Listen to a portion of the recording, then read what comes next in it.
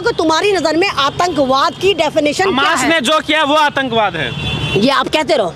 मतलब कल फिलिस्तीन ने किस तरह, इजराइल ने फिलिस्तीन के बच्चों को 500 बच्चों को मार डाला, उसको आप नहीं कहेंगे, आप उसको कहेंगे जवाबी कार्रवाई। होता है भैया, इजराइल वहाँ पे सायरन बजा रहा है, वहाँ पे पर्ची डाल रहा है कि भाई सिविलियन यहाँ से निकल जाओ। तुम्हारे बाप का इलाका है जो निकल जाओ, मतलब उन्हीं की जमीनों में से वहाँ से निकल जाओ। तुम्हारे बाप का इलाका है, निकल जाओ। मतलब खाली कर दो। क्यों निकल जाओ? तुम्हारे बाप का इलाका है। भूखे नंगो कुत्तों, तुम्हारे पास टुकड़ा नहीं था। 1935 के इन भिखारियों की तस्वीरें देखो और जाके देखो कि फ्रांस में, जर्मनी में इनका किस तरह नरसंहार करा था हिटलर ने। भूल गए वो तस्वीरें? तुम तो वो लोगों गद्दार, तुम्हारी जो मदद करता तुम उसको खा जाते हो। अरे गद्दारो, तुम तो अपने खुदा के ना हुए। अरे गद्दारो, तुम तो अपने पैगंबर के ना हुए। तो जो लोग खुश हो रहे हैं, मंदिरों में पूजा करके घंटे बजा रहे हैं और लगा रहे हैं, तो उनको मैं पहले बताऊं कि ये बद्दीन लोग, यहूदी लोग अल्लाह ताला को मानते हैं लेकिन अल्लाह ताला की तालीम को नहीं मानते। ये जिन मूसा अलैहिस्सलाम को मानते हैं, 124 करोड़ पैगंबर में से हमारे एक पैगंबर है मूसा अलैहिस्सलाम, ये उनकी नाफरमानी करते हैं। और जिस तरह आपने देखा कि अटल बिहारी वाजपेयी लगातार जब भारतीय जनता पार्टी बन रही थी तो लगातार कह रहे थे, ए हिंदुस्तान वासियों हमारी पार्टी में आओ, हम वादा करते। वो किससे कह रहे थे? वो मुसलमानों से कह रहे थे। वो मुसलमानों से कह रहे थे कि अरब देश हमारा मित्र है, मित्र रहेगा, हम फिलिस्तीन के साथ खड़े हैं। आप ये कह रहे हैं भारत का मुसलमान उसी को वोट देगा जो विदेशी मुसलमानों को, बाहर के जो देश है मुस्लिम मुल्क है, अगर उनकी हिमायत करेगा तो भारत का मुसलमान तभी वोट देगा। मुझे लगता है कि आपको लगता है कि भारतीय जनता पार्टी ने तुम जैसे लोगों को कर दिया है कि तुम लोग मेरे ख्याल से जाके इजराइल में आधार कार्ड बनवा रहे हो या वोटर आई कार्ड बनवा रहे हो कि 24 में मेरे ख्याल से तुम अपने विश्व गुरु को इजराइल से जितवाओगे, वहीं पर तुम शायद अपने आधार कार्ड और अपने वो बनवा रहे हो पैन कार्ड वगैरह। तुम पागल हो गए हो क्या? मतलब आप ही देखिए कि मतलब क्या है।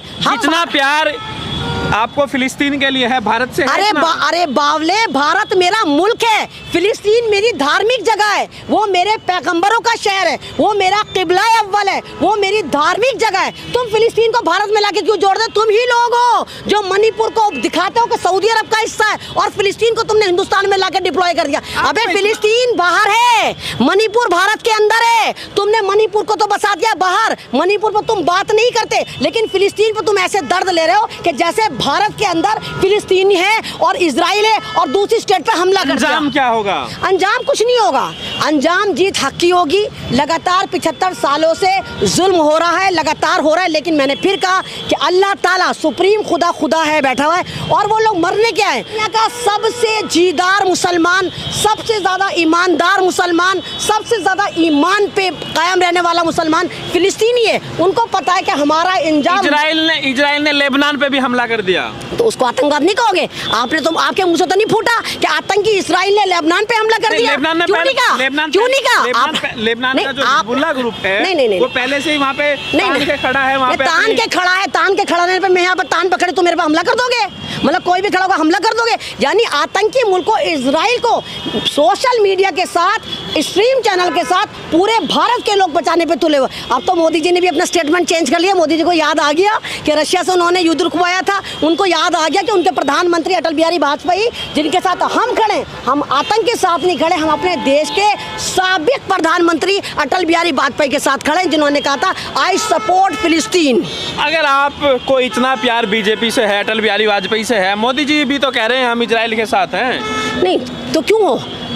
गिरगिट हो क्या? हो गद्दार हो, नमक हराम हो कि कल इसका नमक खाएंगे, कल उसका नमक खाएंगे। समय की बात है, समय के हिसाब से डिसीजन लिया जाता है। डिसीजन भैया खुदा तुम्हें समझे, जानवर कुत्ते बिल्ली नहीं हो, डिसीजन दिमाग से लिया जाता है। यानी तुम हमेशा कातिल के साथ खड़े हो, वक्त के हिसाब से होता है ना। मुसलमान मरता है वहाँ तुम खड़े रहते हो। मतलब जहाँ मुसलमान मरता है, मुसलमान आतंकवादी, यहाँ का आतंकवादी, वहाँ का आतंकवादी, और जहाँ मुसलमान मरता है तो दूसरा मुल्क मारता है, तुम उसको कहते हैं जवाबी कार्रवाई। आपके लिए देश की नीति से ऊपर पूरी दुनिया है मुसलमान आपके लिए। देखिए देश की नीति में यहाँ कोई मतलब नहीं। मोदी जी आप ही तो, जब कोई भी मुल्क, जब मेरे भारत के किसान बैठे थे, मेरी भारत की वो रेसलर जो गोल्ड मेडल लेकर, आप दुनिया है किसी भी मुसलमान के लिए खड़े हो गए। यार तो पहले बात तो सुनता नहीं, अपने टांग अड़ाता है बीच में सवाल दाग देता, सुनता है नहीं बावला।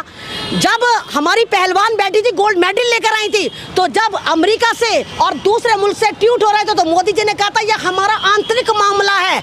जब तुम्हारे मामले में कोई बोले, तुम जब जुल्म करो, कोई बोले पहलवानों पे बोले, एनआरसी पे बोले, किसानों पे बोले, तो तुम्हारा आंतरिक मामला हो जाता है। लेकिन जब दूसरे मुल्क में युद्ध होता है तुम कूद कूद के जालिमों का साथ देते, क्योंकि तुम्हें लगता है कि वहाँ मुसलमान मर रहे हैं। तो मोदी जी अपना ज्ञान दुरुस्त करो, थोड़ा पढ़ो। तुम्हारे आधार कार्ड, तुम्हारे वोटर आई कार्ड कितने को इजराइल से ना बनने मोदी जी। एमन रिजवी दुनिया के किसी भी मुसलमान का समर्थन करेगी मोदी का विरोध करने के लिए। क्यों भाई? यानी कि मोदी जी हिंदुस्तान के मुसलमानों को नीचा दिखाने के लिए दुनिया के हर मुसलमान को नीचा दिखाएंगे? ये तो आप मोदी जी से सवाल करो कि हिंदुस्तान में मुसलमान पिटेगा, छितेगा, मॉब लिंचिंग होगी, उनको मारने के नारे लगाए दिए जाएंगे, और दुनिया में भी अगर कहीं मुसलमान पिटेगा तो मोदी जी मारने वाले के साथ खड़े होंगे। अब तक की क्या स्थिति आपको नजर आ रही है? आपको लग रहा है